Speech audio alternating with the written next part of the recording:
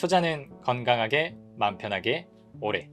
안녕하세요, 캠인베스트만 허종욱입니다. 오늘 촬영일자 1월 8일 수요일이고요. 오늘도 오랜만에 당차게 영상을 찍고 있습니다. 지난 연말에 영상 찍고 나서 너무 바빴어가지고 제가 영상을 못 찍었더라고요. 그래서 오늘 한 번에 여러 영상을 좀 찍고 있는데요. 오늘은 좀 생소한 기업이실 수도 있습니다. 삼양통상이라고 하는 기업에 대해서 다뤄볼 건데요. 제 수강생분들 중에서 한 분께서 질문을 주셨어요. 저희가 제 강의 커리큘럼에 여러 가지가 있는데 그 중에서 기업 가치를 평가하는 여러 가지 모델들을 배웁니다. 그 중에서 그렇게 많이 쓰지는 않지만 알아두시면 굉장히 좋은 모델 중에 하나가 순자산 가치법, Net Asset Value라고 하는 방법이 있습니다. 근데 어떤 고객분께서 내가 Net Asset Value로 평가를 해보니까 굉장히 매력적인 기업이 있더이다. 그래서 근데 주가가 되게 저평가인데 주가 차트를 좀 연도별로 해서 보니까 그냥 만년 저평가더라. 이거 왜 그런 겁니까? 이 기업 저평가 아닙니까? 이렇게 질문을 좀 주시더라고요. 그래서 저도 예전에 공부해봤었던 기업이라 이 기업이 굉장히 우량한 재무구조를 가지고 있음에도 불구하고 주가가 도저히 가지 않는 이유, 그리고 앞으로 가기 위해서는 어떤 조건들이 선행되어야 되는지에 대해서 오늘은 말씀드려보도록 하겠습니다. 화면으로 가시죠. 네, 삼양통상의 작년 3분기 말 기준 재무 상태표고요. 지금 제가 잠깐 시간을 들여볼 테니까요. 여러분들마다 판단은 다르시겠지만 이 자산 내역들 중에서 회사가 조금 굉장히 유리하게 현금화를 해볼 수 있겠다라고 하는 기업을 좀 더 해보시면 좋을 것 같아요. 잠깐 시간을 들여보고요. 저는 어떻게 더하고 싶냐면 일단 현금이 현금성 자산이고 97억 더 해야 되겠죠. 단기금융 상품이 이게 보통 기업이 가입하는 뭐 정기예금, 적금, 굉장히 현금화가 쉬운 뭐 채권 뭐 이런 것들로 구성이 되어 있거든요. 이게 좀 많아요. 한 1850억 정도 있고요. 단기 투자 금융 자산도 주석에 가서 보니까 주식이더라고요. 이거 446억 더 할 수 있을 것 같아요. 그리고 나머지 뭐 투자 여기 있는 장기 투자 금융 자산 숫자가 작으니까 좀 빼도록 하고요. 나머지는 딱히 없는 것 같습니다. 그러면 여기 자산에서 우리가 취할 수 있는 유동화 가능한 자산에서 부채를 전부 다 갚아버리면 어떻게 될까? 되게 재밌는 게 이 회사는 차입 부채가 또 하나도 없어요. 부채가 전체 자산이 4,500억인데 부채가 200억도 안 됩니다.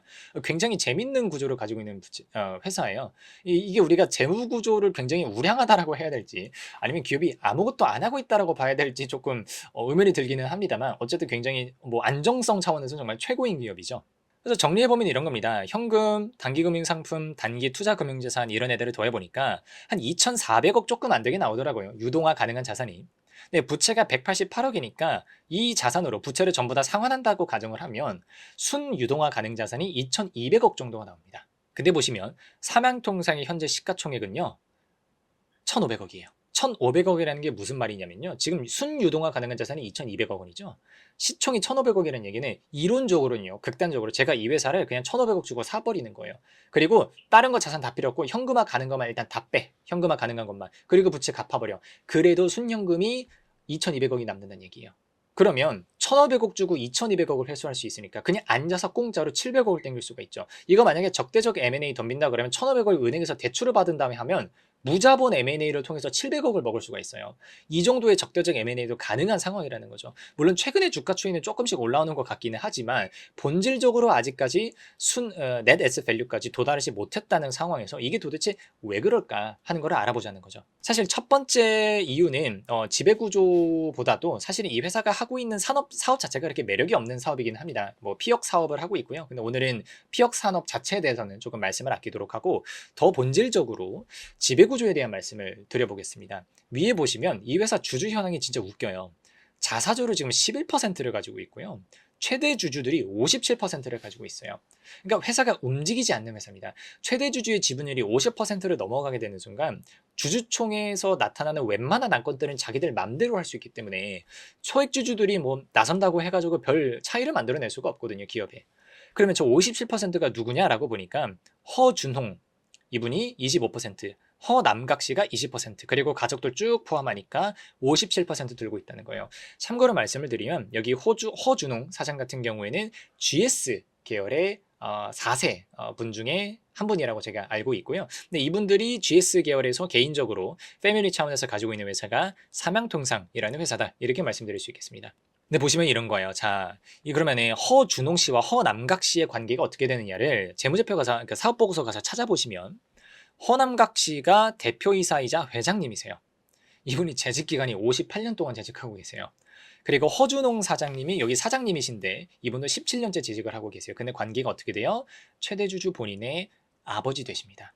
허남각 회장님이 허준홍 사장님의 아버님 되시는 분이에요. 그래놓고 나이가 이게 보시면 나이가 정말 재밌어요. 1938년생이십니다. 그럼 나이가 꽤 많으신 거예요. 이게 지금 나이가 거의 곧 있으면은 90세가 되시는 거죠. 80대에 계시는 거니까.